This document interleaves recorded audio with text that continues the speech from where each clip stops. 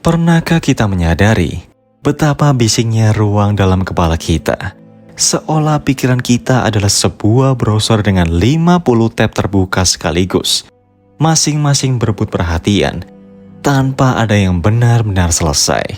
Di tab pertama, kita memutar ulang kesalahan minggu lalu. Kalimat yang seharusnya tidak kita ucapkan. Keputusan yang sampai sekarang terasa janggal. Di tab berikutnya, kecemasan tentang rapat esok hari mulai mengetuk-ngetuk pintu mental kita. Bagaimana kalau hasilnya tidak sesuai?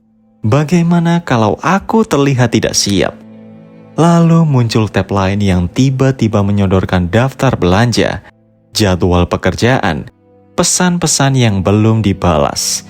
Bahkan entah dari mana, kenangan 5 tahun lalu yang sebetulnya sudah tidak punya relevansi apapun.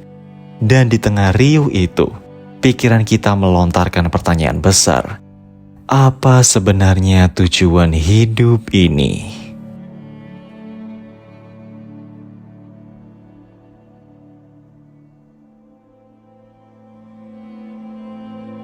Kita terjebak dalam sebuah sirkus mental, sebuah pertunjukan yang tidak pernah berhenti. Bahkan ketika tubuh kita sudah kelelahan, yang lebih ironis lagi, kita telah hidup begitu lama dalam kebisingan itu, sehingga saat keheningan muncul, sekilas, sejenak, kita justru merasa gelisah. Hening terasa asing, seolah ada yang salah jika pikiran kita tidak terus bekerja, tidak terus mengunyah sesuatu. Kita duduk di sofa, tapi pikiran kita sedang melayang ribuan kilometer jauhnya. Dan dengan anehnya, kita menyebut kondisi ini sebagai sesuatu yang wajar atau bahkan produktif.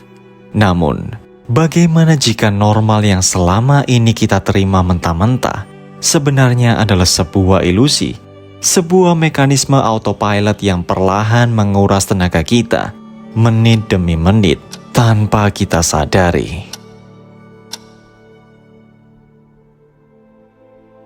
Masalah itu bermula dari satu kesalahpahaman sederhana. Hanya karena sesuatu terasa biasa, bukan berarti itu baik untuk kita. Pikiran adalah alat yang luar biasa. Ia mampu menyusun logika, merancang masa depan, memecahkan masalah kompleks, benar-benar seperti palu yang kokoh. Namun, masalah muncul ketika kita mulai memperlakukan semua hal dalam hidup seolah-olah semuanya adalah paku. Padahal tidak. Tidak semua pengalaman butuh analisis. Tidak semua emosi butuh penjelasan. Tidak semua kekhawatiran harus diselesaikan saat itu juga. Kita tidak dirancang untuk hidup sepenuhnya di dalam kepala kita.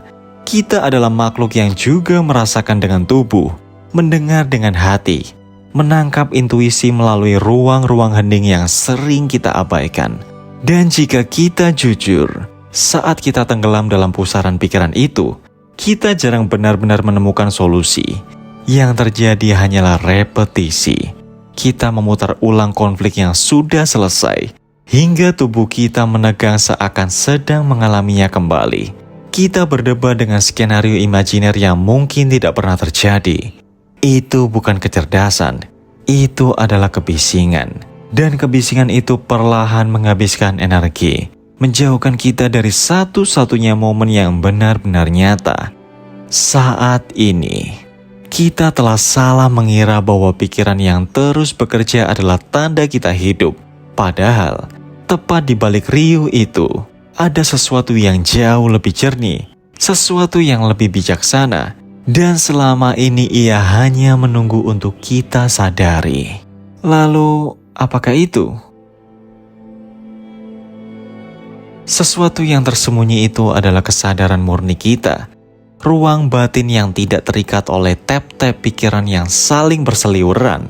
Dan ini bukan ajakan untuk bertapa di puncak gunung atau melakukan ritual rumit. Ini adalah undangan sederhana untuk kembali menjadi manusia yang hadir. Jika kita ingat kembali, kapan ide terbaik kita muncul? Kapan perasaan damai itu terasa menyentuh dada? Seringkali bukan di tengah kesibukan, bukan saat kita memaksa diri berpikir lebih keras.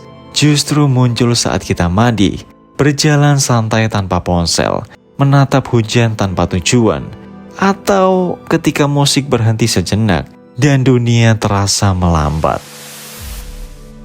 Kita tidak perlu memerintahkan pikiran untuk diam.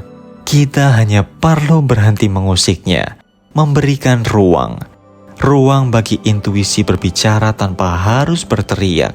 Ruang bagi tubuh untuk memberi sinyal selama ini tenggelam dalam keramaian mental. Ruang agar kita tidak merespon kehidupan, bukan sekedar bereaksi.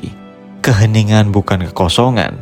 Keheningan adalah pondasi tempat kejernihan tumbuh. Dan kejernihan sejati tidak datang dari berpikir lebih keras, tetapi dari menyediakan ruang agar pikiran bisa menetap. Ini bukan tentang melawan pikiran kita. Ini tentang berdamai dengannya.